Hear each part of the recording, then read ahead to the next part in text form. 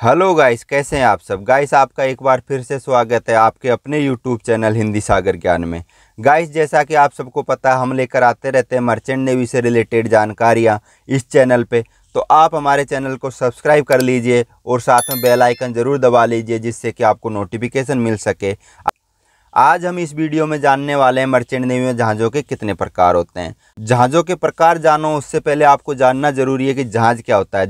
जहाज जो होता है वो लोहे का बना हुआ होता है और समुद्र में तैर सकता है, पानी में वो तैर सकता है।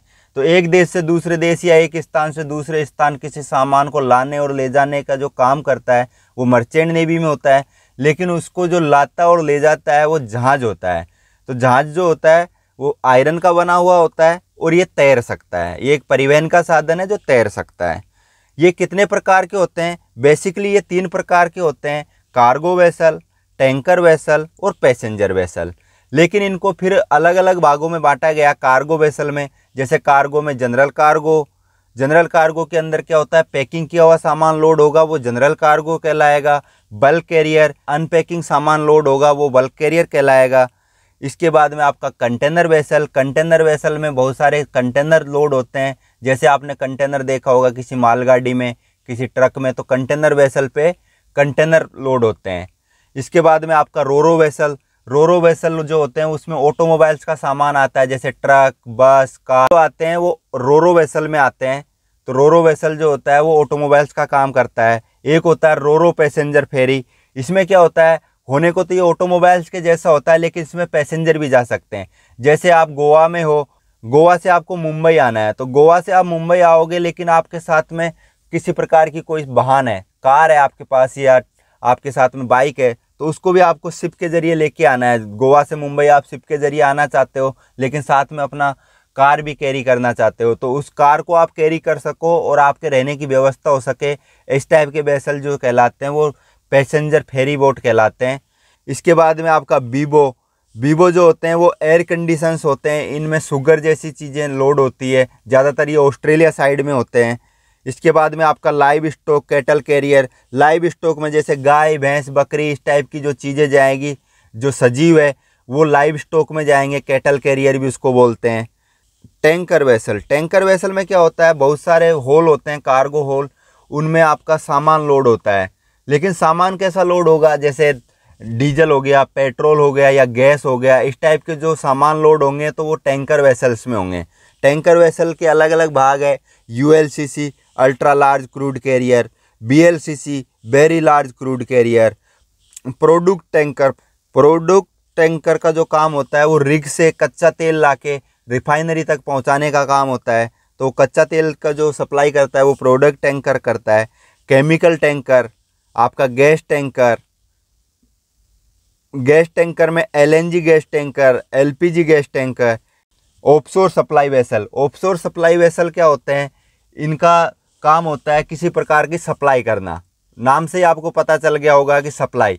तो किसी प्रकार के बड़े जहाज़ में किसी प्रकार की कोई ज़रूरत पड़ गई किसी सामान की, या फिर कोई ऐसा ऑफिसर है या कोई क्रू है जो साइन ऑफ जा रहा है या साइन ऑन जा रहा है, ड्यूटी पे जा रहा है या ड्यूटी से आ रहा है, तो उसके लिए जो होगा वो सप्लाई वेसल की व्यवस्था होगी। सप्लाई वेसल वहाँ जाएगा, या सामान दे के आएगा, या कोई आदमी को लेके जाएगा, या आदमी को छोड़ के आएगा।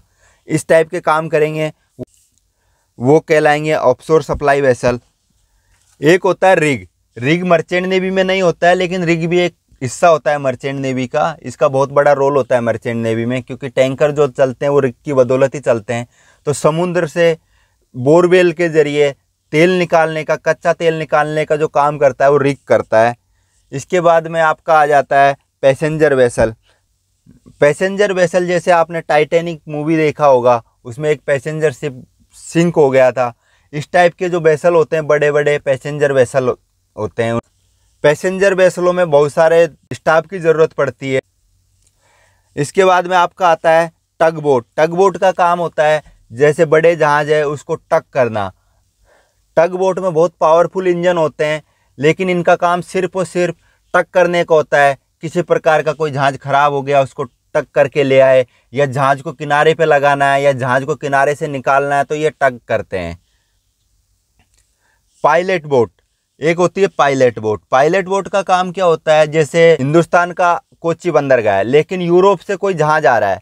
अब यूरोप का जो कैप्टन है उसको नहीं पता कोच्चि बंदरगाह के कोच्चि बंदरगाह पे जो कैप्टन आ रहा है फॉरेन का, उसको नहीं पता वहाँ पे कौन सी साइड में कुछ प्रॉब्लम है, या कोई पिछले टाइम पे कोई शिप सिंक हो रखा है, या किसी प्रकार का वहाँ पे पानी कम है।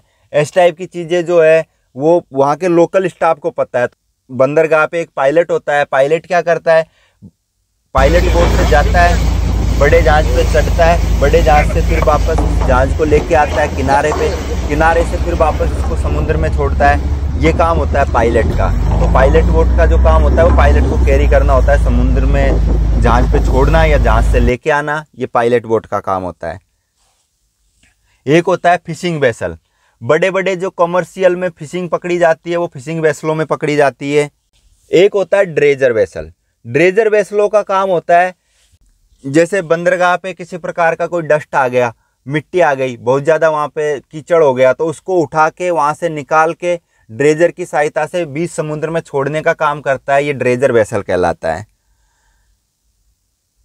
गाइस, मैंने मेरी तरफ से पूरी कोशिश की है सभी प्रकार के जहाज़ों को आपको बताने की। यदि किसी प्रकार का कोई जहाज़ छूट गया तो आप मुझे कमेंट करके बता दीजिए, तो आने वाले टाइम में हम उसको भी जोड़ देंगे। और यदि आपको किसी पर्टिकुलर इंस्टीट्यूट पे, या पर्टिकुलर किसी कॉलेज पे, या पर्टिकुलर किसी कंपनी पे, या पर्टिकुलर किसी जहाज़ के बारे में आपको जानकारी चाहिए, या मर्चेंट नेवी से संबंधित किसी भी प्रकार की जानकारी चाहिए, तो आप हमारे चैनल को सब्सक्राइब तो कर ही लो। इसके साथ में हमारे वीडियो को लाइक करो, साथ में इस वीडियो को शेयर करो। और किसी भी प्रकार का आपको जानकारी चाहिए तो उसके लिए हमें कमेंट करो, जिससे कि हम आने वाले टाइम में आपके लिए उससे संबंधित वीडियो ला सकें। आपका बहुत बहुत धन्यवाद, आपने हमारा वीडियो देखा और हमारे चैनल को सपोर्ट किया।